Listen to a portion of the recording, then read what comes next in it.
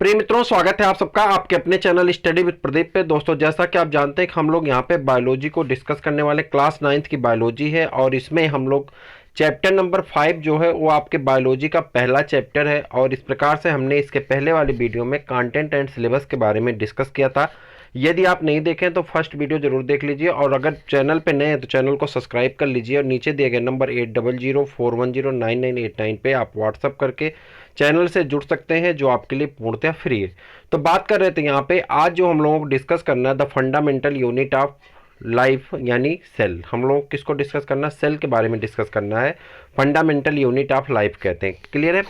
आपने सेल के बारे में क्लास 8 में डिस्कस किया होगा, पढ़ा होगा, आप बेसिकली चीज़ें, बहुत सारी चीज़ें जानते हैं। बट यहाँ पे हम लोग थोड़े से स्टैंडर्ड लेवल की तरफ बढ़ेंगे और थोड़ी चीज़ों को स्टैंडर्ड बेसिस पे पढ़ने की कोशिश करेंगे और समझने का प्रयास भी करेंगे।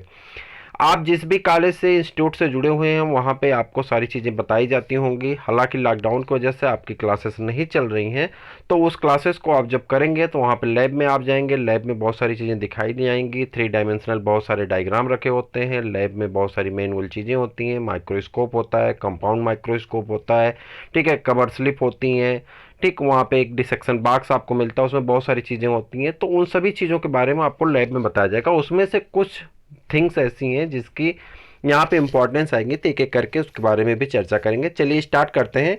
कुछ बेसिक चीज़ों पर अगर चर्चा करें तो आप क्लास 8 में पढ़े थे कि 1665 में रॉबर्ट हुक नामक एक साइंटिस्ट थे जिन्होंने सेल की डिस्कवरी की थी। आपको पता है 1665 में रॉबर्ट हुक नामक एक साइंटिस्ट ने सेल की डिस्कवरी की थी। और जब उन्होंने डिस्कवरी की थी तो उन्होंने कार्क सेल में की थी। किस में की थी?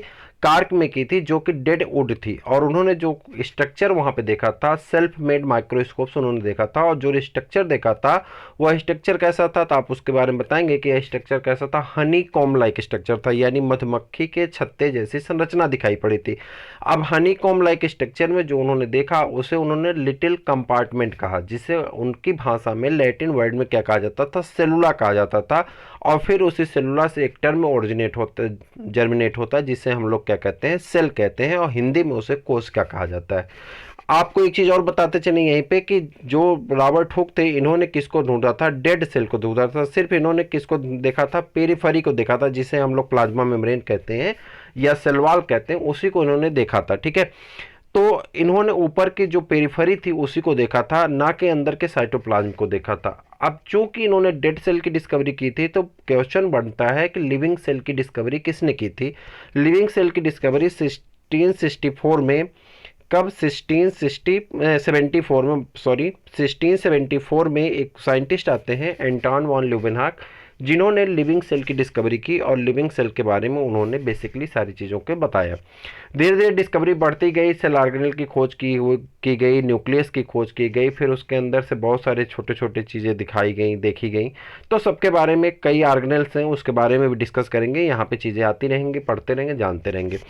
एक चीज़ और है कि इसको फंडामेंटल यूनिट क्यों कहते हैं। देखिए, किसी भी घर का जब न्यू बनता है तो उसमें न्यू भरा जाता है। जब घर बनता है आप देखे होंगे, तो जो उसका फंडामेंटल चीज़ें होती है वो होती ईंट है, सीमेंट है, बालू है। ठीक है, तो ईंट की आवश्यकता पड़ती है और ईंट को हम क्या करते हैं? एक पॉइंट के रूप में जोड़ते चले जाते हैं। उसी ईंट से जुड़ करके किसका निर्माण होता है? एक दीवार का निर्माण होता है, एक घर का निर्माण होता है, उसी पे कई बिल्डिंग बन जाती हैं। क्लियर है? तो यही क्या होता है? फंडामेंटल होता है, ये बेसिक होता है। उसी तरह से बॉडी का जो ओरिजिन होती है, किसी भी बॉडी की ओरिजिन कहाँ से होती है? एक सेल से होती है। किससे होती है? यूनिसेलुलर, यूनिसेल से, यानी एक सेल से होती है। यूनिसेलुलर ऑर्गेनिज्म कहते हैं, जिसकी बॉडी की ओरिजिन पूरी लाइफ में जितने भी ऑर्गेनिज्म पाए जाते हैं, ऑर्गेनिज्म में क्या आते हैं? जितने भी लिविंग थिंग्स हैं उन्हें हम क्या कहते हैं? ऑर्गेनिज्म कहते हैं। तो जितने भी ऑर्गेनिज्म पाए जाते हैं, अगर वह ऑर्गेनिज्म जब भी पैदा होता है तो वो यूनिसेलुलर होता है, यानी एक सेल से ही डेवलपमेंट होता है। उस सेल को हम लोग एग कहते हैं, जाइगोट कहते हैं, अलग अलग टर्म में यूज करते हैं। कैसे यूज करते हैं वो सब आएगा, एक एक करके आता रहेगा, बताएंगे। अभी पहला क्लास है तो बहुत सारी चीज़ें नहीं समझने की प्रयास करना है, छोटी चीज़ें समझेंगे जो काम की चीज़ें। ठीक है, तो उसे हम क्या कहते हैं? अगर कोई ऑर्गेनिज्म जब पैदा होता, कोई भी ऑर्गेनिज्म पैदा हो, चाहे वो बहुत बड़ा प्लांट हो, चाहे छोटा सा चीव हो, कोई मॉस्किटो हो या यूनिसेलुलर अमीबा हो, तो एक कोशिका से ही पैदा होता है। अगर उसके पूरी लाइफ में एक ही कोशिका रह जाती है उसके जीवन में, तो उसे यूनिसेलुलर ऑर्गेनिज्म कहते हैं।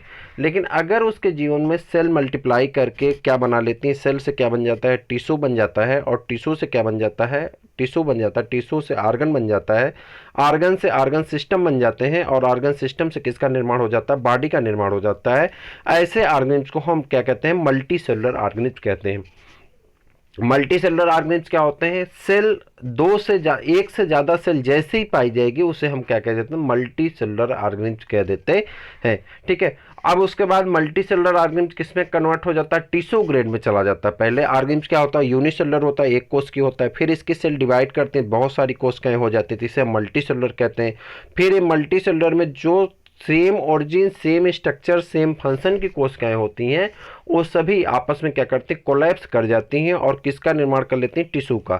कई टिश्यू आपस में मिलकर के किसका निर्माण कर लेते हैं, आर्गन का, और कई आर्गन आपस में मिलकर के क्या बनाते हैं, आर्गन सिस्टम, और फिर आर्गन सिस्टम मिलकर के किसका निर्माण कर देते हैं, बॉडी का। मुझे उम्मीद है कि आप समझ गए होंगे। पहले क्या होती, एक कोशिका होती जिसे जाइगोट कहते हैं, वहां से एक जीव का डेवलपमेंट होता है, कोशिका डिवाइड करती है, एक ही सेल डिवाइड करके बहुत सारी कोशिकाओं का फॉर्मेशन करती है। जब बहुत सारी कोशिकाएं बन जाती हैं तो उसे मल्टी सेलुलर ऑर्गेनिज्म कहते हैं। फिर वो मल्टी सेलुलर ऑर्गेनिज्म में सिमिलर, देखिए, same origin, same structure, same function की कोशिकाएं क्या करेंगी, आपस में कोलैप्स कर जाती हैं, मिल जाती हैं, और मिल करके किसका निर्माण करती हैं, टिश्यू का निर्माण कर लेती हैं। जैसे टिश्यू बन जाता है, टिश्यू किस में कन्वर्ट हो जाता है, टिश्यू आर्गन में कन्वर्ट हो जाता है, आर्गन आर्गन सिस्टम में, और आर्गन सिस्टम में किसका निर्माण हो जाता है, बॉडी का निर्माण हो जाता है। मुझे उम्मीद है कि आप इस बात को समझ चुके होंगे। ठीक है, अब देखते हैं यहाँ पे फंडामेंटल यूनिट में दिया क्या गया आपकी एनसीईआरटी में। अगर आपके पास एनसीईआरटी है तो आप अपनी एनसीईआरटी उठाएंगे और उसमें पढ़ते हुए समझते हुए चले जाएंगे। यदि आपके पास एनसीईआरटी नहीं है तो आप मार्केट से परचेज कर लिए, या आप ऑनलाइन परचेज कर लीजिए, जिसमें आपको डिस्ट्रीब्यूटर आपके घर तक पहुँचा देते हैं। मार्केट में जाने की आवश्यकता नहीं। कोविड-19 को देखते हुए आप अपने आप को सेफ्टी रखिए और ज़्यादातर बचाव करिए। खुले प्लेसेस पे, जहाँ पे क्राउड एरिया हो वहाँ पे मत जाइए, खुले प्लेसेस में रहिए, मास्क, सैनिटाइजर इत्यादि का उपयोग करिए। इससे क्या होगा कि आपकी बॉडी बची रहेगी, आप हेल्दी रहेंगे। आपके हेल्दी रहने से आपका परिवार हेल्दी रहेगा, आपका समाज हेल्दी रहेगा, और पूरे धीरे धीरे उसी यूनिट में बढ़ते हुए आपका पूरा देश सुरक्षित हो जाएगा, जिसमें आपका एक कदम आपके इस रोग से लड़ने में आप ही के साथ साथ पूरे देश के हितकर होगा।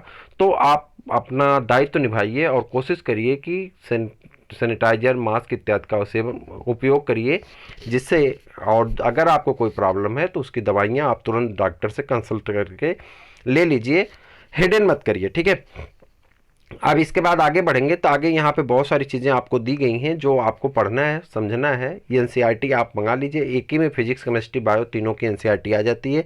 एनसीईआरटी बहुत कॉस्टली भी नहीं है, आपको एनसीईआरटी पढ़ना भी चाहिए, आपके फ्यूचर के लिए बहुत बेनिफिशियल है। चलिए यहाँ पे स्टार्ट करते हैं।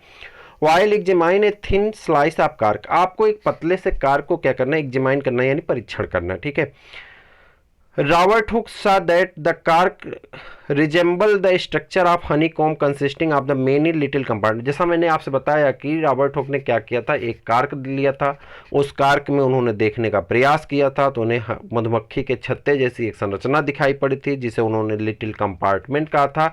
बाद में लैटिन वर्ड में लिटिल कंपार्टमेंट का मतलब क्या होता है, सेलुला होता है। बाद में फिर सेलुला से क्या बन गया, सेल बन गई, और उसी सेल के बारे में हम लोग डिस्कस कर रहे हैं। ठीक है, cork is a substance which comes from the bark of the tree. Cork वह सब्सटेंस होता है जो आता है, comes from the bark of tree, tree के छाल में पाया जाता है। ठीक है, या छाल के बाद आता है, या छाल में पाया जाता है। ठीक है, जो लकड़ी होती है, सीधे सीधे कहते हैं जो लकड़ी होती है, उसी की बात हो रही। ठीक, दिस वाज द ईयर कब था, 1665 में। ये आप 8 में पढ़े, 1665 में। When hook made this change observation through the self design microscope. उन्होंने इसको कैसे देखा था, कैसे ऑब्जर्व किया था, तो अपने द्वारा, खुद के बनाए द्वारा माइक्रोस्कोप से उन्होंने इसके बारे में देखा था, समझा था, जाना था। ठीक है, Robert Hooke called these boxes cell. Robert Hooke ने इस बॉक्स को क्या कहा था, सेलुला कहा था। बाद में उसका नाम कन्वर्ट होकर के क्या हुआ, सेल हो गया। तो रॉबर्ट हुक ने इस बॉक्स को क्या कहा था, सेल कहा था। और cell is the Latin word, cell क्या है, लैटिन वर्ड है, जिसकी हिंदी मीनिंग, इंग्लिश, माफ करिएगा, इंग्लिश मीनिंग क्या होती है, ए लिटिल रूम होती है। जिसकी इंग्लिश मीनिंग क्या होती है, लिटिल रूम होती है, जिसे हिंदी में आप लोग क्या कहते हैं, छोटा सा घर।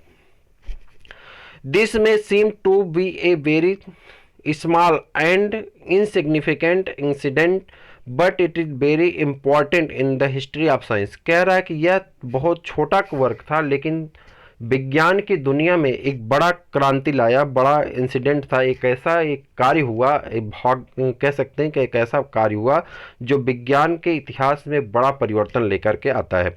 This was the very first time that someone had observed that living things appear to consist of separate unit. कह रहा है कि इससे क्या हुआ कि पता किया जा सकता था, ये बताया जा सकता था कि जो लिविंग थिंग्स होते हैं वो कैसे बने होते हैं, सेपरेट यूनिट से मिलकर के बने होते हैं।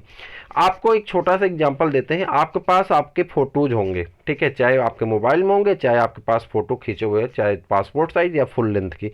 उस फोटोज़ को आप ध्यान से देखिए, लाइट उस पर फोकस करके ध्यान से देखिए तो उसमें ड्रॉप दिखाई पड़ेंगे, ऐसे ड्रॉपलेट बूंदें होंगी जिस बूंद से मिल करके आपके बॉडी का फॉर्मेशन होता है। आपने देखा होगा मैग्नीफिकेशन के हिसाब से देखते हैं 48 मेगापिक्सल कैमरा, 64 मेगापिक्सल कैमरा है, ठीक है, 32 मेगापिक्सल कैमरा। ये मेगापिक्सल मतलब क्या होता है, उसके फिक्सिंग पॉइंट को बढ़ाता है, ठीक है। तो उससे क्या होता है, जितना ज़्यादा मेगापिक्सल का कैमरा होगा उतने नीट एंड क्लीन आपके फोटोग्राफ आते हैं, ठीक। तो जैसे ही आप फोटो को जूम करेंगे तो जूम करने के बाद आप देखेंगे, आप अपने मोबाइल में अगर आपकी कोई इमेज हो या सेल्फी लिए हो तो उसको जूम करके देखिए तो आपको ऐसे डॉटेड लाइन में आपके जो फेस हैं वो दिखाई पड़ेंगे। जैसे जूम करते जाएंगे तो आपके डॉटेड लाइन में दिखाई पड़ेंगे। उसी तरह से पहले ये माना जाता था कि जो लिविंग थिंग्स हैं वो क्या है, पूरी एक यूनिट से मिलकर के बन गए, ऐसे किसी ने बना दिया वैसे बन गए। लेकिन जैसे ही सेल की डिस्कवरी हो गई पता चल गया कि नहीं, लिविंग थिंग्स छोटे छोटे स्मॉल यूनिट से मिलकर के क्या हुए हैं, बने हुए हैं, सेपरेट यूनिट, सभी अलग अलग यूनिट से मिलकर के बने होते हैं। The use of the word cell to describe these unit is being used till this day in the biology. कह रहा आज के दिनों में इसे बायोलॉजी के अंतर्गत सेल के रूप में पढ़ा जाता है और हम लोग पढ़ते हैं। अच्छा, वो उस ब्रांच के बारे में आपसे पूछा जाता है कि the branch of biology that deals with the study of cell क्या कहते हैं, यानी सेल की स्टडी करने के लिए जो बायोलॉजी की ब्रांच होती है उसे क्या कहा जाता है, तो आप उसे साइटोलॉजी या सेल बायोलॉजी कहते हैं। क्या कहते हैं, साइटोलॉजी या क्या कहते हैं, सेल बायोलॉजी कहते हैं। क्या कहते हैं, सेल बायोलॉजी कहते हैं। तो याद रहेगा, विज्ञान की वह शाखा जिसके अंतर्गत आप किसका अध्ययन करते हैं, सेल का अध्ययन करते हैं, कोशिका विज्ञान का अध्ययन करते हैं, उसे कोशिका बायोलॉजी या कोशिका जीव विज्ञान या कोशिका विज्ञान कहा जाता है, साइटोलॉजी या सेल बायोलॉजी कहा जाता है। क्लियर है। मुझे उम्मीद है कि आपको ये चीज़ें समझ में आई होंगी। पहला क्लास है, छोटा क्लास है, इसे आप इतने में ही छोड़ दीजिए। इसके बाद एक एक्टिविटी दी गई है, मैं आपको कहूँगा कि आज का आपका जो क्लास वर्क है, इस क्लास वर्क में आप वीडियो तो देखिए लेकिन पूरी एक्टिविटी को आप ध्यान से कम 2 बार पढ़ेंगे, 2 बार रीड करेंगे, जिससे क्या होगा, कल जब हम इसके बारे में आपको बताएंगे तो आप बहुत सारी चीज़ों के बारे में यहाँ पे जान चुके होंगे, जैसे पील क्या होते हैं, ठीक है। यहाँ पे आपको कवर स्लिप है, कई ऐसे शब्द आएंगे जो आपने पहली बार सुना होगा, पहली बार देखेंगे। सेफरीन क्या होता है, इन सभी चीज़ों के बारे में हम कल आपको बताएंगे। और उसके बाद यहाँ पे आपको क्या करना है, इसके बारे में पूरे जो इसके दिए गए लेबलिंग दिए गए कंपाउंड माइक्रोस्कोप के, उस कंपाउंड माइक्रोस्कोप के लेबलिंग के बारे में आपको ध्यान से पढ़ना है और रफ डायग्राम बना करके इसकी लेबलिंग को करना है कि किसे क्या कहते हैं, ऑब्जेक्ट लेंस क्या होता है, ठीक है, मिरर क्या होता है, बेस क्या होता है, आईपीस क्या होता है, बॉडी ट्यूब क्या होता है, कवर स्लिप क्या होता है, ठीक है, माइक्रोस्कोप स्लाइड क्या होता है, कंडेंसर क्या होते हैं। इन सब के बारे में हम लोग नेक्स्ट वीडियो में डिस्कस करने वाले हैं। तो फिर मिलते हैं नेक्स्ट वीडियो में, तब तक के लिए इजाज़त दीजिए। जय हिंद।